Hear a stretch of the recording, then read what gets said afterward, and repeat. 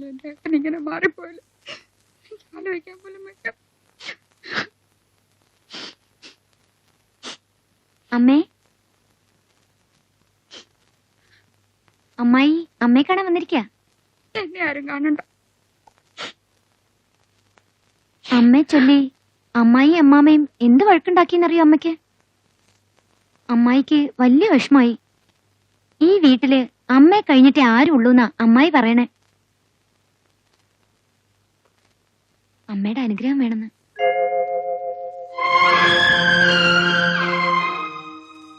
ഓ, എന്റെ അനുഗ്രഹം അനുവാദമൊക്കെ ആർക്ക് വേണം? എനിക്ക് വേണം.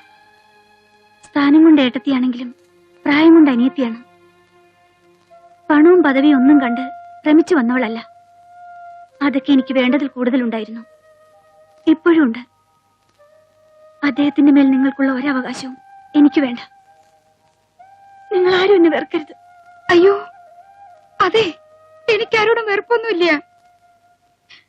എങ്കിലും എന്നോടൊരു വാക്ക് പറയാൻ തോന്നില്ലല്ലോ ആർക്കും. ഞാൻ അത്ര കന്യായിപ്പോയോ? അമ്മ പിണങ്ങിയിരിക്കുന്നോണ്ട് ആരും അത്താഴം കഴിച്ചില്ല. ഏട്ടനൊന്നും കഴിച്ചില്ലേ? എന്ത് പണിയാ നാത്തൂനെ ഇത്? ഞങ്ങൾ ആങ്ങളെ പെങ്ങളും ഒന്നും രണ്ടും പറഞ്ഞെന്നും വെച്ച് അത് വഴക്കോ പിണക്കോ വല്ലോ ആണോ? നാത്തൂൻ ചെന്ന് ഏട്ടൻ അത്താഴം വിളമ്പ്. ഏട്ടത്തിയും വരൂ, നമുക്ക് ഒരുമിച്ചിരിക്കാം.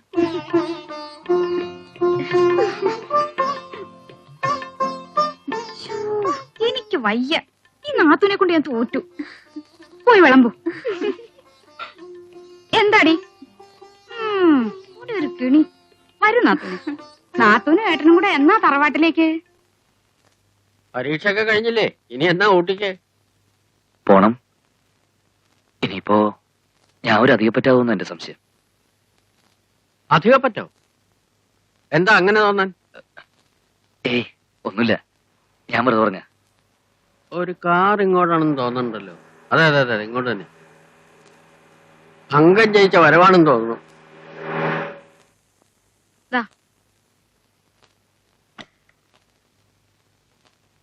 ബാക്കി പെണ്ണെന്തേ വന്നില്ലേ? അമ്മൂനെ ഞാനവിടെ നിർത്തി. നീ അംഗം ജയിച്ചിട്ടാണോ വരണത്, അതോ തോറ്റ് ജീവനും കൊണ്ട് ഓടിപ്പോന്നു? അംഗം വെട്ടാനൊന്നും അല്ല ഞാൻ പോയത്.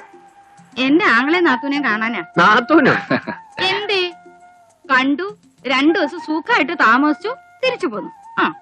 അപ്പൊ സന്ധി ചെയ്തു പറ. എങ്ങനെയുണ്ട് നാത്തൂൻ? ഞാൻ അന്നേ പറഞ്ഞില്ലേ, നല്ല സ്ത്രീത്വവും തറവാടിത്വവും. നീ പറഞ്ഞില്ലേന്നോ? ഞാൻ പറഞ്ഞു. പറഞ്ഞോയോ? നല്ല സ്ത്രീത്വവും തറവാടിത്വവും സ്വത്തും പണവും ഒക്കെ വേണ്ടോളം ഉണ്ട്. നമ്മുടെ നയാ പൈസ അവർക്ക് വേണ്ട. ആ ചിരി കണ്ട കുത്താൻ നിൽക്കുന്ന പോത്ത് പോലും ഒന്ന് മയങ്ങും. നല്ല പെരുമാറ്റം. അത് പിന്നെ നടിയല്ലേ, അഭിനയിക്കാൻ ആരും പഠിപ്പിക്കണ്ടല്ലോ.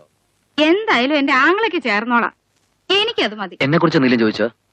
ഒരിക്കൽ എന്തോ പറഞ്ഞു കേട്ടോ. മറ്റാരുടെ കാര്യം അന്വേഷിക്കാൻ അവർക്ക് നേരം? ഏത് നേരം ചിരിയും വീണവായനയും ഡാൻസും ഒക്കെയാ. ഈ സിനിമയിലൊക്കെ കാണുന്ന പോലെ രണ്ടാളെന്നേ. 2 പേരും കൂടി ഇരിക്കേണ്ടത്തേക്ക് ചെല്ലാൻ എന്നെ ചളിപ്പാ. വയ്യേ.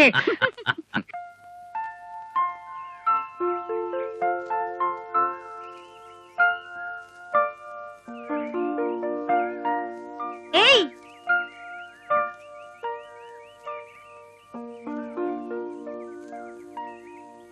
വിരഹദുഃഖം തീരാറായി കേട്ടോ. കക്ഷി വരണുണ്ട്. കത്ത് വന്നിരിക്കണു അമ്മാമ്മയ്ക്ക്.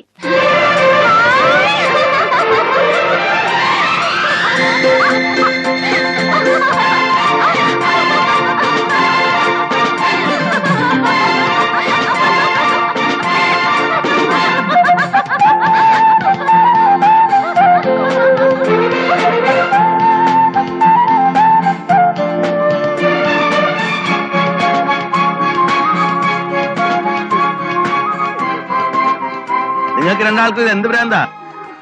ചോദിക്കും മരുവളോട്. ഭ്രാന്ത് തന്നെയാ. ഞാൻ പേടിച്ചു പോയി. എന്താടി? ഒന്നുമില്ല, വരണോന്ന് അറിഞ്ഞപ്പോ ഇങ്ങനെ. അപ്പൊ വന്നാലത്തെ സ്ഥിതി എങ്ങനെയാ? ബാക്കി വെക്കോ മനുഷ്യരെ?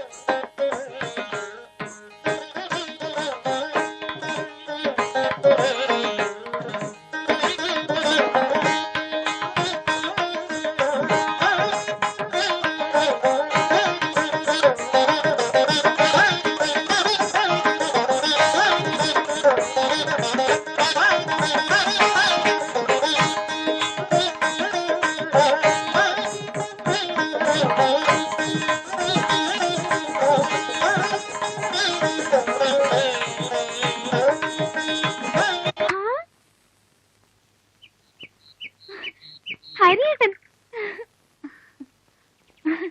നോക്കി നോക്കി എന്റെ കണ്ണ് കഴിച്ചു. ഇതെവിടെയായിരുന്നു? പരീക്ഷ കഴിഞ്ഞിട്ട് എത്ര ദിവസമായി? എനിക്കറിയാം, കൂടെ പഠിക്കുന്ന ചില യക്ഷികളുണ്ടല്ലോ, വിട്ടിട്ടുണ്ടാവില്ല. ഗാനഗന്ധർവനല്ലേ? ഞാൻ ഹരി. ഞാന് അറിയാം, അമ്മായിയോട് ഞാൻ എല്ലാ കാര്യം പറഞ്ഞു.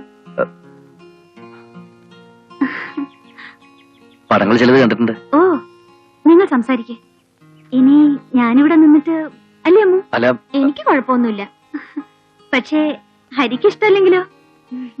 ഹരി വന്നു ഞാൻ പറയാം. കാണാൻ കൊതിച്ചിരിക്കായിരുന്നു ഞാൻ. ഹരിയേട്ടൻ എന്നെ കാണാൻ ആശ ഉണ്ടായിരുന്നോ? എന്റെ അമ്മു, നിനക്ക് ഇതല്ലാതെ വേറെ എന്തെങ്കിലും സംസാരിക്കണ്ട എന്നോട്? ഇതാ ഞാൻ പറയാറുള്ളത്, എന്നോട് ഇഷ്ടമില്ല. ഞാനത് മേലാസയിൽ എഴുതി വെച്ചോണ്ട് കിടക്കാം. പോരാത്തിന് ടേപ്പ് റെക്കോർഡർ പോലെ ഇഷ്ടാണെന്ന് പറഞ്ഞോണ്ട് കിടക്കാം. മതിയോ?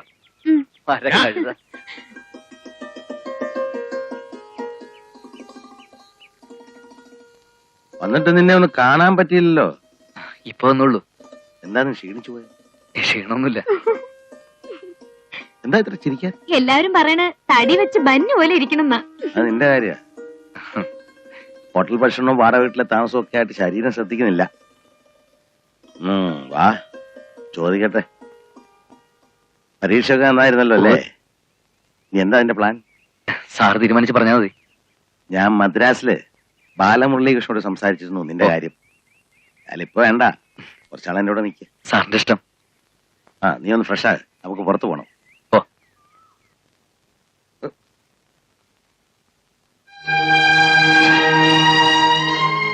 ആലോചിക്കാനും പറയാനും എനിക്ക് നീ മാത്രമേ ഉള്ളൂ.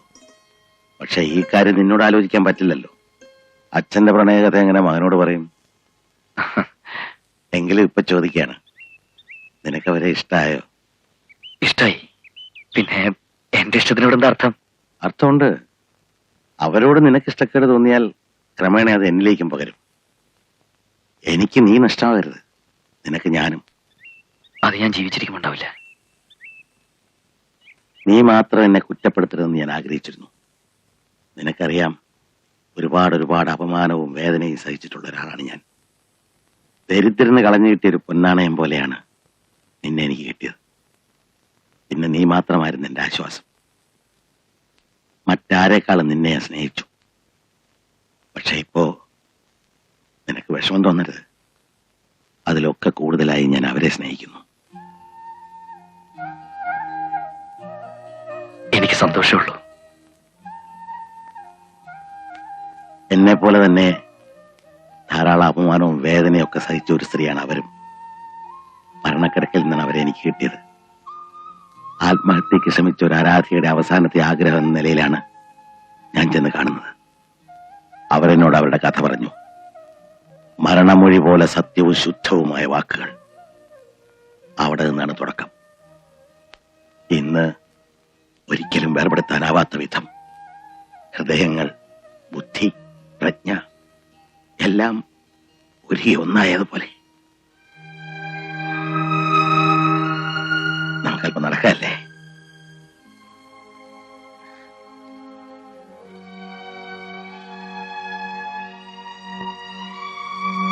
ഞാൻ പറയാൻ ഉദ്ദേശിച്ച മറ്റൊന്നാണ്. പണ്ടൊന്നും ഇല്ലാത്തൊരു ഭയം, രംഗബോധം ഇല്ലാത്ത കോമാളിയെക്കുറിച്ച് ഏത് രസച്ചരടും പൊട്ടിച്ചെറിഞ്ഞ് മൂപ്പര് കടന്നു വരും.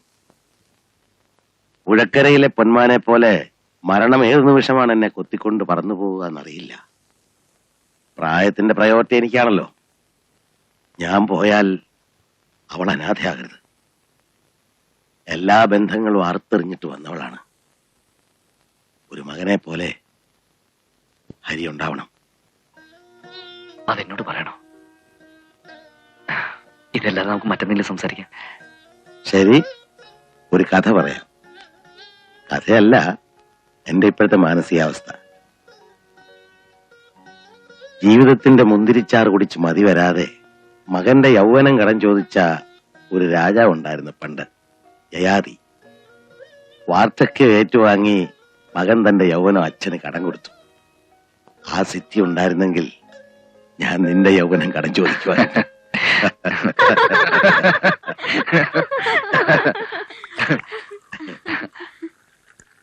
നല്ല മോഹം. വടി കുത്തി നരച്ചു വെളുത്തു കൂനിക്കൂടിയിരിക്കുന്ന ഹരിക്ക് മുറുക്കാനിടിച്ചു കൊടുക്കുന്ന അമ്മു. നല്ല രസമായിരിക്കും ആ സീൻ. അത്ര സിദ്ധികളൊക്കെ കഥകളിൽ മാത്രം ഒതുങ്ങി നിന്നത് നന്നായി. അല്ലെങ്കിൽ എന്നെ പോലുള്ളൊരു മക്കൾക്ക് വലിയ ഭീഷണിയായനെ. ഏതെങ്കിലും മക്കൾ അതിന് തയ്യാറായാലല്ലേ. അച്ഛൻ എങ്ങനെ വല്ല മോഹം ഉണ്ടെന്നറിഞ്ഞ ആ നിമിഷം മക്കളോട് രക്ഷപ്പെടും. അല്ലെങ്കിൽ അച്ഛന്റെ കഥ കഴിക്കും. സാർ ആവശ്യപ്പെട്ട ഞാൻ എന്റെ യൗവനം തരും. അയ്യോ, ചതിച്ചേക്കില്ലേ. നടക്കാത്ത കാര്യമായതുകൊണ്ട് ധൈര്യമായിട്ട് പറയാം. അല്ല, സത്യം, എന്റെ ലൈഫ് വരെ ഞാൻ കൊടുക്കും. ഞാൻ വിശ്വസിക്കില്ല. ഞാൻ വിശ്വസിക്കുന്നു. കൊടുക്കുന്നതിനേക്കാൾ പ്രധാനം കൊടുക്കാനുള്ള മനസ്സാണ്. മനസ്സില്ലാതെ കൊടുക്കുന്ന ഭിക്ഷയാണോ? അല്ല. സുധയ്ക്കറിയില്ല ഇവനെ. എനിക്കറിയാം. ഇവനാ മനസ്സുണ്ട്.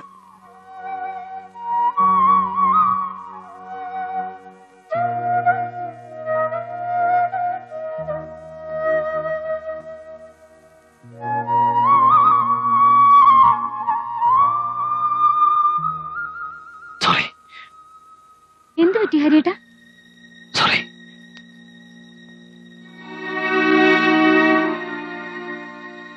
അവനിത്തിരി എമോഷണൽ ആയിപ്പോയി അല്ലേ?